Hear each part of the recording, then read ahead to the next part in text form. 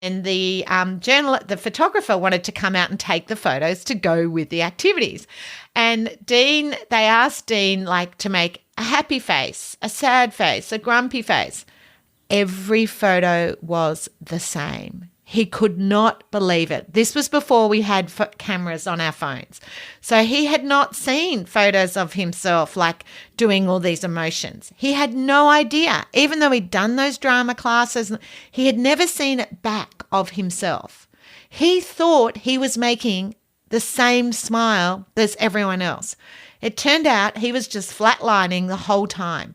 It wasn't until he saw photos of himself, which is why I started doing this activity, because this made sense. To him, when he smiles, it is painful. He feels like every muscle in his body is hurting to get that smile. So isn't that important we understand that not everyone smiles as big as each other? Hi everyone, welcome to the Sue Larkey podcast. As I always say, you have to embrace difference to make a difference.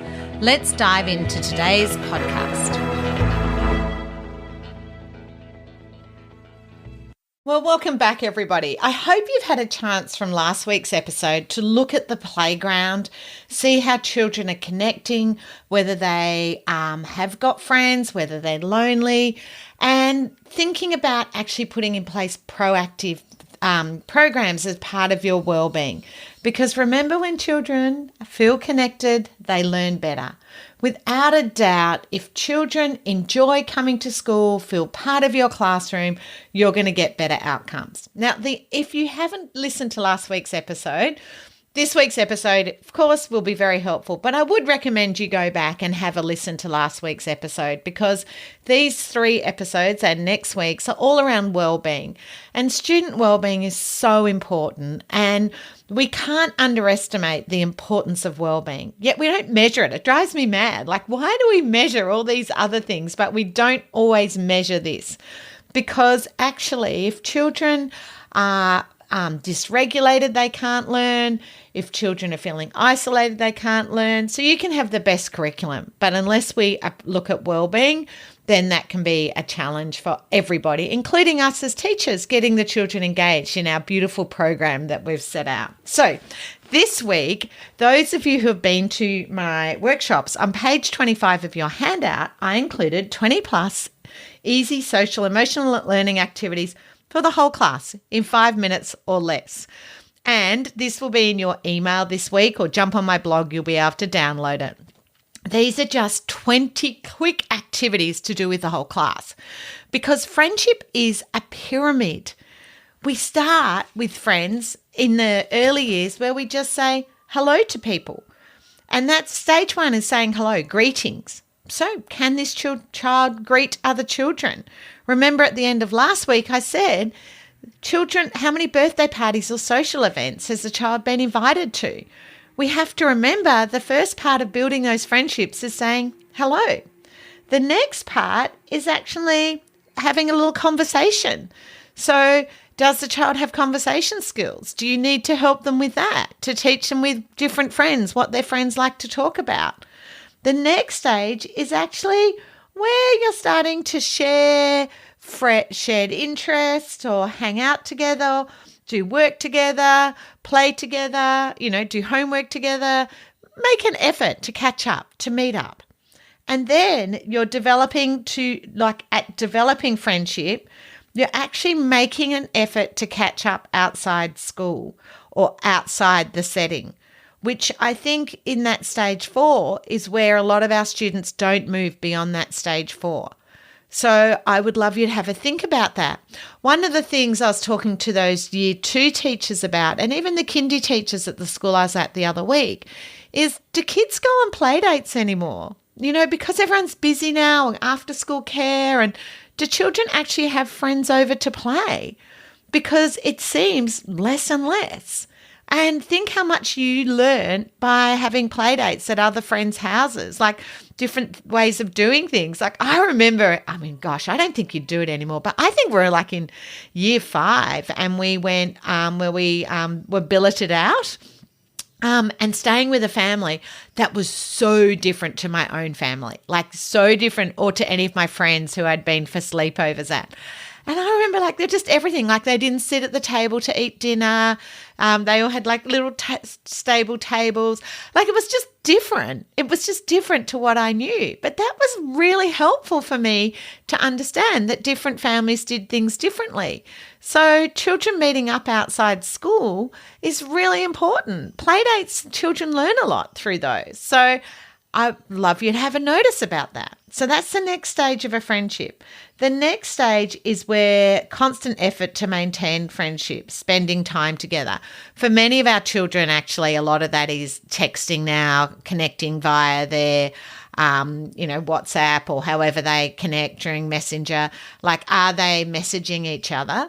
And for some of our teenage girls, this can actually be where they can experience bullying and teasing and misunderstand social situations in those chats. So you might need to look at developing, those of you in secondary, what are the skills a student needs around chats, actually talk about these things. And close friends is the person you want to share secrets with. Some of my children want to share secrets at stage 1. So there is what I call the friendship pyramid, and I highly recommend you have a look at it. It's a reverse pyramid. At the top, there's lots of people we say hello to, and at the bottom, there's only a few close friends. So think of yourself. Which stage of friendships are your friends at? I know for myself, I've lived in 4 different states. One of the exhausting things when you first move to a new place is everyone's at level 1. And saying hi to people and then trying to work out which people become your closer friends. In fact, I was only laughing the other day because I cannot believe friends who used to be at that top of the pyramid when we moved to Sydney 20 years ago are now my close friends. I've known them for 20 years, longer than my school friends who I might have been at school with for 6 years for secondary. And now I've got friends in Sydney that I've known for a very long time and really close friends, So have a think of yourself. Different people are at different phases of your friendships. But the other thing I really encourage you to talk to children about, that sometimes your friends want to be with other children. Some of my children, particularly my girls, if their friend plays with someone else, it's like their friendship's broken up. So sometimes your friends want to play with you. Sometimes they want to play with other people. When I've worked in secondary, I talked to them about my big breakup with a friend in year 9, my best friend. In fact, I still don't like to say people are my best friends because I was so devastated. It was like heartbreak when I broke up with my best friend for 3 years from year 7 to year 9. And I talk to kids about that, how confusing friends can be. And when friends break up and they don't want to talk to you anymore and you have to see them at school every day. I think these are important conversations. We've all been through it. We've all been hurt. When do you say a friendship's over, or when do you just sort of move them back to not telling them your secrets? Have you ever told a friend a secret and they shared it with someone else? This comes back nearly to the dobbing thing from last week, knowing when to tell and when not to tell. It's the same. When can you tell other people's secrets and not? That's a hard one. So these are all part of our social knowledge, but often hidden knowledge. We don't make it explicit. So I would love you to think about, as part of your student wellbeing, supporting our students with these social skills or social knowledge. So these 20 quick, easy social learning activities. What I would love you to do this week, no matter what age, I want you to have fun with this. So I like to do it when children are moving from one activity to another, or in secondary if we're getting up to do a bit of a brain break or just a bit of fun movement in the classroom. So the first one is a tone of voice to express emotions. So I want you to brainstorm different emotions like angry, happy, excited, sad. Yes? Discuss how voice tone can express each emotion. Then number 3, pick an emotion and everyone says, my name is, using that emotion. So my name is Sue. My name is Sue. My name is Sue. My name is Sue. Different emotions, okay? Say a word like yes, no, sorry, great, using a different tone. Yes. Yes. Yes. Yes. Yes. Get the children to walk around saying these things. It is so much fun. Or just pair up, or get children to come out the front and say one of the words, or say a sentence like, I love pink flowers, in different emotions. And the rest of the class have to pick what emotion is. So I love pink flowers. I love pink flowers. See, you can all pick up my tone of voice. But imagine if you're neurodiverse and you don't hear that intonation. You don't read my body language. So you can do it actually facing the board. So all children hear is the voice, if you want, for the tone of voice and expressing emotions. This is just a 5-minute activity. You can even just have the children walking around the classroom going, I love pink flowers. I love pink flowers, and it's so much fun, and they'll laugh. And I say, all ages enjoy these sorts of things. The next one is facial and body posture to express emotions. So using the emotions you've did in the first activities, discuss how facial expressions and body posture can express each emotion. So you pick an emotion again. Everyone makes a face to match the emotion. And this is what I love to do. Take a photo and make a display of your class emotions. See, I don't want a photo of Tom Cruise happy. I want a photo of children they know happy. I've done this with children as young as 3, where I just line all the kids up, make a happy face, make a grumpy face. Dean Beadle, who I referred to last week, Dean tells this hysterical story. And those of you who have heard Dean speak when he's come to Australia or done his teacher assistant course would know Dean. He is so funny. Anyway, he tells his story. He did journalism at uni. And he did this fantastic thing where every week he tried a different activity like Zumba or aerobics or a cycling class. And then he would write up about the activity and how it went. And then the photographer wanted to come out and take the photos to go with the activities. And they asked Dean to make a happy face, a sad face, a grumpy face. Every photo was the same. He could not believe it. This was before we had cameras on our phones. So he had not seen photos of himself doing all these emotions. He had no idea. Even though he'd done those drama classes, he had never seen it back of himself. He thought he was making the same smile as everyone else. It turned out he was just flatlining the whole time. It wasn't until he saw photos of himself, which is why I started doing this activity, because this made sense. To him, when he smiles, it is painful. He feels like every muscle in his body is hurting to get that smile. So isn't that important we understand that not everyone smiles as big as each other? And when we put up the photos, it's okay. We all smile differently. We all look sad differently. We all look grumpy. But seeing the 30 kids' faces they know, or do it as a family, take a photo of everyone laughing. I mean, I'm renowned for having a loud laugh, and I know it. But some people have a quiet laugh. Have fun with it. Have fun with it. That's what I say. And then you can play emotional charades, where one student makes a face and body posture and the other student has to guess the emotion, okay? And then you can do the students practice moving in a silently round the room, sad. So getting them to move between activities with a sad face, getting them to move between activities looking excited, get them to move around looking happy, actually moving between activities with those different facial expressions. You will be amazed. It is so much fun. Well, personally, I think it's so much fun. And the kids love it. And they ask me to do these activities. It's really good fun. Okay, so the next one is greetings, because we need to work on greetings. It's funny, I've just been revising my early childhood book because it's been a while since I did an updated edition on that. And one of the things Gay and I have added in is a lot of children give high fives, but then our children hit other children. Because high fives are hitting, right? They're hitting hand to hand, and it's meant to be a nice, good work, high five. Well, then my children go and high five each other and hit them. I'm not laughing, but I'm laughing because how confusing is that? Why am I allowed to hit you in a happy, good way, And then when I hit you, I get in trouble. And some of my children hit too hard.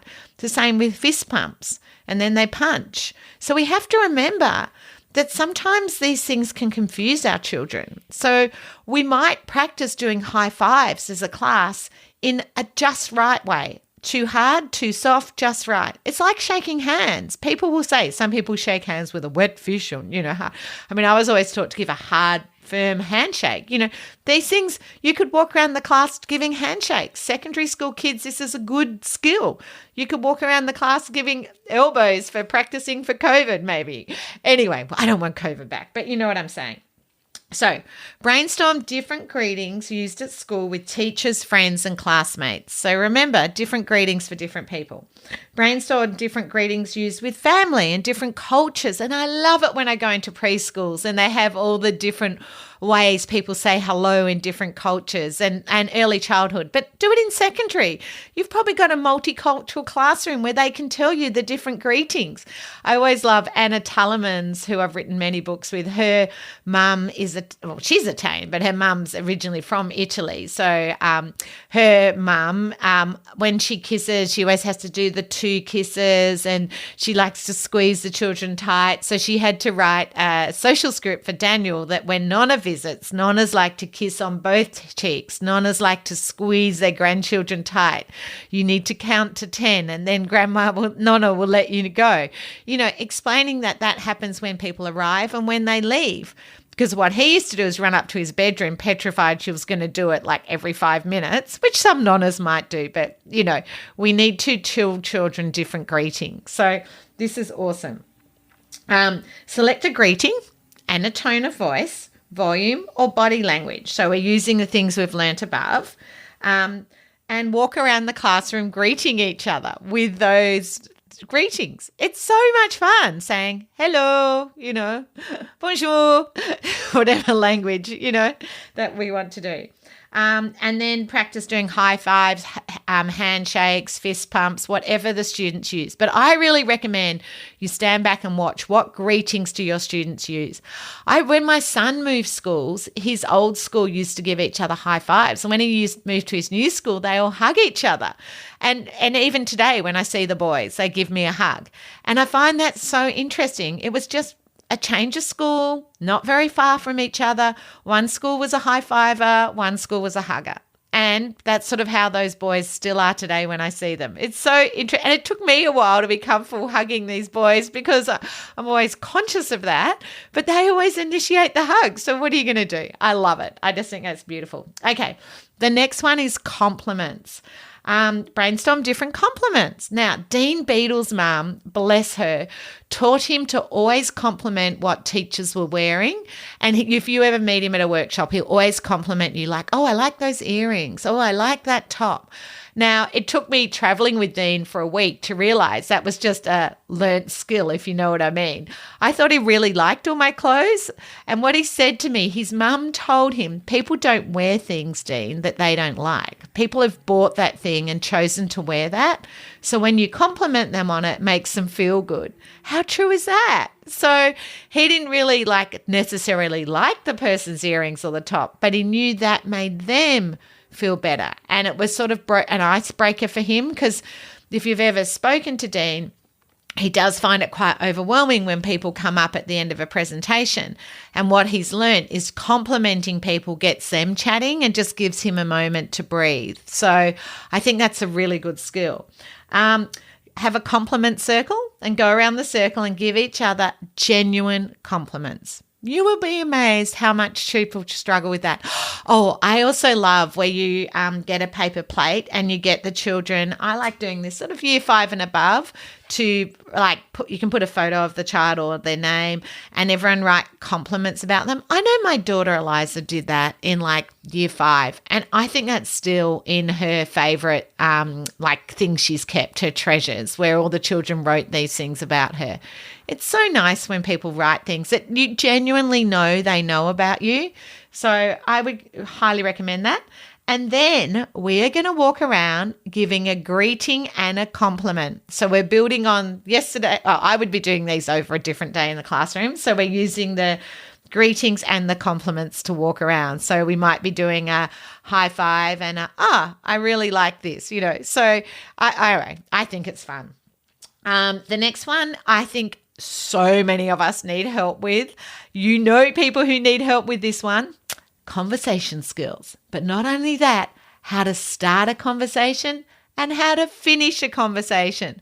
I remember one of my boys got in trouble for stalking because one of his peers was trying to get out of the conversation and said, I need to go to the toilet. And my ASD kid didn't know that was a hidden rule. When someone says, I want to go to the toilet, it's a way to exit the conversation. So he said, I'll come with you. And the other boy took that quite awkwardly, wasn't comfortable with that. So what are ways to finish a conversation? I find this so hard when I go to a party. I find it so hard. I can't believe it. I only asked Andrew recently, because he is amazing at working the room and moving around. And he is happy saying to somebody, okay, well, I'm going to go and chat to other people now. I feel really rude doing that. The other one Andrew does is he'll go, I'm getting a drink. Do you want one? And the person says a glass of wine, and he just goes and gets the wine and drops it back to them. I would be expecting him to come back and talk to me. So I'm like, really? I don't know. So have a chat. Have a chat with your class. Starting a conversation, they might use a compliment or say hello. But how do you end a conversation? What is an appropriate way to end a game or a conversation? So that one could be a bit longer than a 5-minute activity, depending on the age of the kids that you're with. But isn't this important that children know when people say this, what they mean is they have finished and they want to go and do something else. So do it with your family tonight. I would love you to find out. I couldn't believe with Andrew the strategies he uses to move on. Anyway, have a think. Please send me some if you've got some. I need some ideas. Brainstorm different ways to show listening. So Anna Tullemans had to teach Daniel to put his hand on his chin and nod his head towards people because he used to, when he was younger, we don't ask for eye contact anymore. I want to be really clear about that. But he used to often not even look towards the person. So by teaching him to put his hand on his cheek, it's sort of at least even if he's looking down or away, he sort of looked interested. I wish you could see what I was doing. But have a think. How do you show that you're interested? Brainstorm different topics of conversation your class like to talk about. Because some of my children really struggle with that. Those of you who have been to my workshops remember the gorgeous Alexander who goes, I really want to talk about what other people talk about, but I really, really want to talk about what I want to talk about. So in the Developing Social Skills book, we actually have mind mapping where you can have a conversation starter. So what did you do on the weekend? You went to the movies. Well, what are questions you can ask about a movie? What movie did you go to? Who did you go with? Did you like it? Oh, you went to a birthday party. How old did they turn? Where did they have it? Home, somewhere else? What sort of cake did they have? Did you give them a present? What are questions? Oh, I played rugby on the weekend or footy or AFL. Did you score any goals? What position did you play? There is actually a rhythm to a conversation. And many of our children haven't worked it out and they find it exhausting. So how about we teach them those skills? Just like last week, Eliza was saying how we pre-warned her, what are 3 questions you can ask grandma if we ring someone for their birthday? What's their news? In fact, my kids still always ask, what's news with Papa? I've got to ring him, and I love that, often in a text out. But at least they're pre-planning and thinking about it. Then this is a fun thing to do. You have to choose a topic and students have to stay on topic for 1 minute and have a conversation, right? And they have to practice beginning and ending the conversation on that topic, okay? So let's choose Minecraft. Okay, you've got to talk about Minecraft for 1 minute. Well, kids are, okay, they'll be good at that, talking about Minecraft for 1 minute probably if that's something their year group's interested in.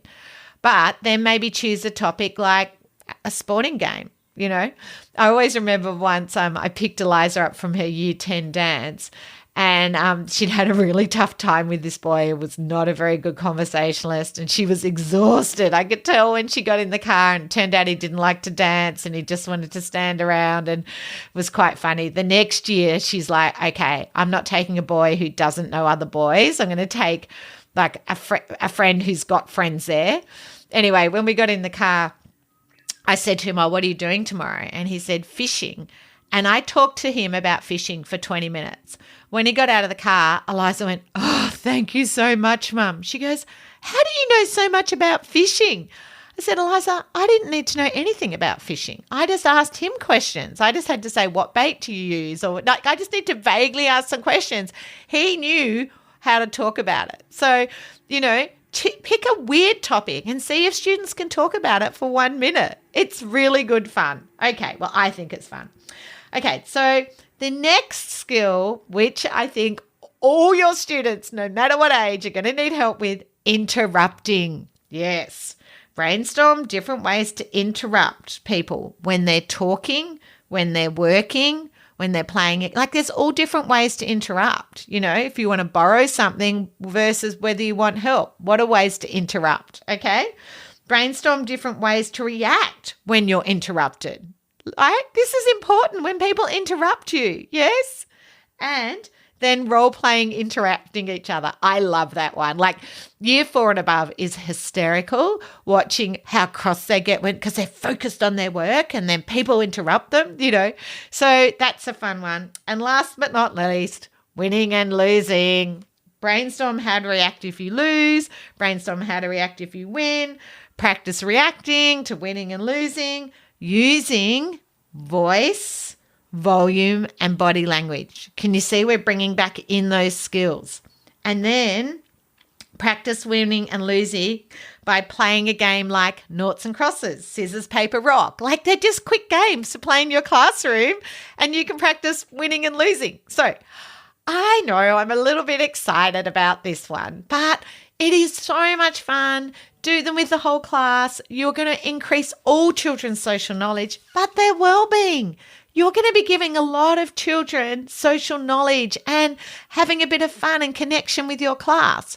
You're also going to get to observe which students are struggling with some of these social skills. And if they're struggling with these social skills, back to the friendship pyramid, are they still at the greetings? And they're in year 10 and they haven't got a close friend. I really want you to think about how can you help the children connect, stay connected? How can they make new friends if they've lost friends? Children move schools, things happen. We all need quite a few friends in our little pool of friends. So parents listening, I think you can do these at home. They're good fun. I would love all of you to have a deep dive into thinking about how can you help children develop their social skills and their social emotional knowledge to build up their student well-being, to then feel more connected, to then learn more. And look at all the skills we've just learned in little 5-minute activities doing every day in your classroom. Of course, I'd recommend you do them more than just for this week, that you do them ongoing. But no matter what age and stage, whether you're with 3-year-olds or 23-year-olds, you can be working on all of these skills. So I highly recommend have a look at my blog or your e-zine, where I'm going to send you the stages of friendships. I'm going to send you these activities to do. I'll send you my favorite social skills books too, and student wellbeing books. And if you're interested, have a look at my social skills course and my emotional regulation course. They are great ways to get some accredited learning, but also I'm giving you all the time savers, all the shortcuts, a bit like those 20 activities, where I'm going to give you the things to do in your classroom or school to build the students' knowledge and well-being, to make a difference to you too. So you're not when a child's constantly interrupting you, my guess is that can be frustrating. So it's not just the peers they interrupt you too. So looking at that, or some of my students, when they get interrupted, then they might have a meltdown. So how it's actually helping with positive behaviour support. Because remember, part of student wellbeing is positive behaviour support, which next week's podcast is going to be looking at interception, which if you've never heard of, is actually part of our wellbeing.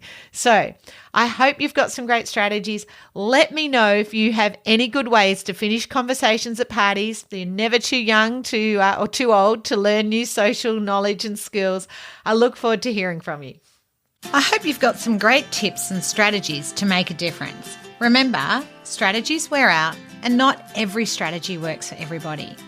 If you're ready to dive in deeper to more strategies and ideas to make a difference, I'd highly recommend you consider Dr. Tony Atwood or my online courses. For more information, visit my website www.sulaki.com.au.